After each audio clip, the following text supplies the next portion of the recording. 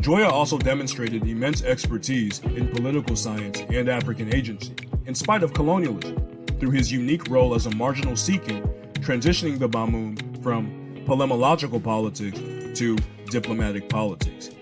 In 1884, after the Berlin Conference, Germany was given Cameroon as a concession. The Germans conducted a treaty with the Sawa in Douala. Though this was the onset of the German political project, the Douala interpreted this treaty as purely a commercial deal. By 1888, Johann Zintgraff started an expedition to the grass fields but did not reach Bamoun. By the 1890s, the Bamoun entered into a strategic alliance with the Fulbe of Banyo to defeat a coup attempt.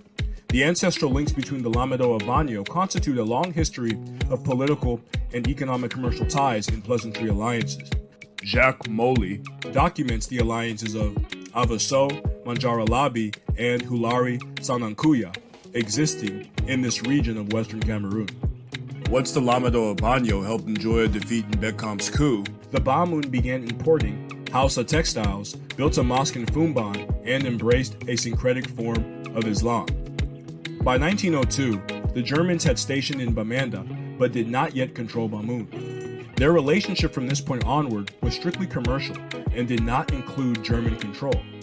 By 1906, the Basel Mission Church and School was set up in Fumba with the approval of Njoya.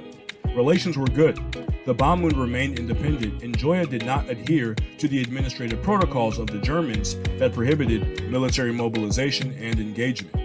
This is exemplified by Bamoun troops performing armed drills in the German administrative capital in Bo in 1908. This occurred when Njoya traveled 350 kilometers from his residence in Fumban to meet the local governor. A postcard was printed of this incident. According to Dr. Stephanie Michel, this image shows that the relationship between the Bamoun and the Germans is more complex and does not neatly fit into the simplistic Africa-Europe metropolis-periphery dichotomy. With that stated, it is easy to refute the absurd notion that Njoya was a subordinate to the Germans. To the contrary, according to history and customs, the Germans did good to him, Njoya. They leave him all the power to govern all the country of the Bamoun.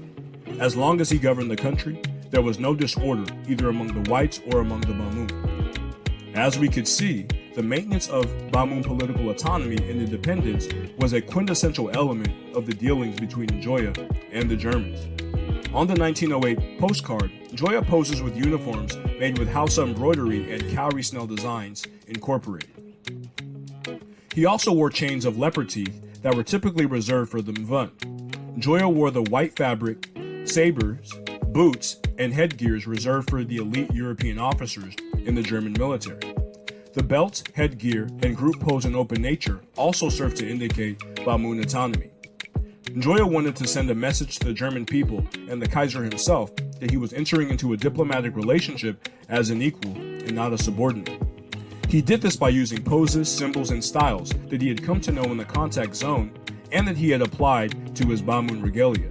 Here, all of the highest symbols reserved by whites were taken over by Africans. This represented an insecurity in the colonial objectives of the Germans. The usage of military uniforms of adversaries by Africans is a common practice. The Herero did this in the war against the Germans as a form of psychological warfare. This is reminiscent of the Odarupa in Namibia and the Benin Ngoma in Tanzania. In this matter, the usage of European uniforms by Africans cannot solely be understood from the standpoint of reinforcing the German colonial project.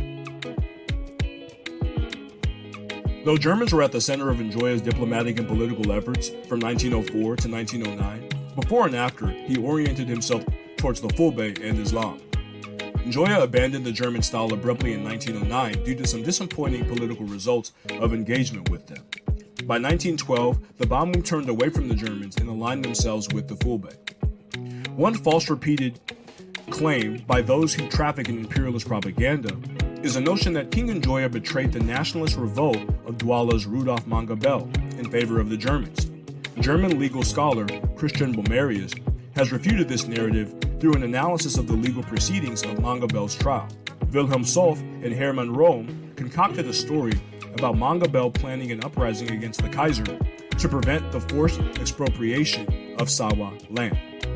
Their basis of this claim was speculative chatter between Njoya and a former Bamum servant named Dame about the recently expired contract between the Sawa and the Germans. Attorney Halpert referred to these renditions as coastal gossip that implicated Manga Bell, one of Bell's brothers, and a relative of Manga Bell named Akande. The man named Akande was found and testified during the trial, stating that he used to live around Manga Bell and is not related to him and never worked with a man named Ndame. Manga Bell, on the other hand, denied sending any correspondence to Njoya and affirmed that Njoya was not his enemy. He denied knowing Ndame and also didn't deal with Akande very often. From this evidence, it is clear that allegations of Manga Bell conspiring a revolt and Njoya rejecting this proposal was political propaganda invented by German imperialists who desired dominion over Sawa land in the wake of World War I. During this specific period, the Bamum practiced positive neutrality in remaining autonomous and not taking the side of any particular foreign nation. Njoya's political maneuvering occurred at a time when anti-imperialist sentiment among Africans in the Americas was very high, in the period between 1890 and 1910. His smart power dealings with the Germans also adds context to Garvey's meeting with the Invisible Empire and his plan to get Germany to pay their Great War debt by transferring their former colonies to the UNIA. This plan was championed by Senator Joseph Frantz of Maryland and German East Africa Governor Heinrich Schneek, who sat in the long line of politicians in the Western world who advocated for black repatriation as a solution to racial antagonism.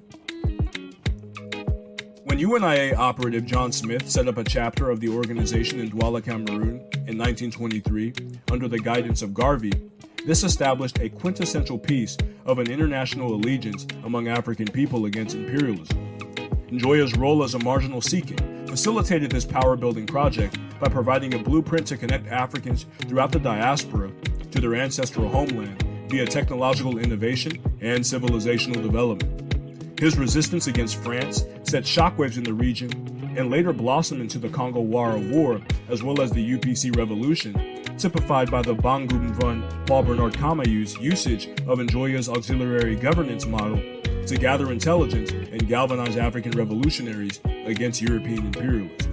Njoya exemplified the ability of African societies to remain dynamic in spite of external pressures and maintain autonomy.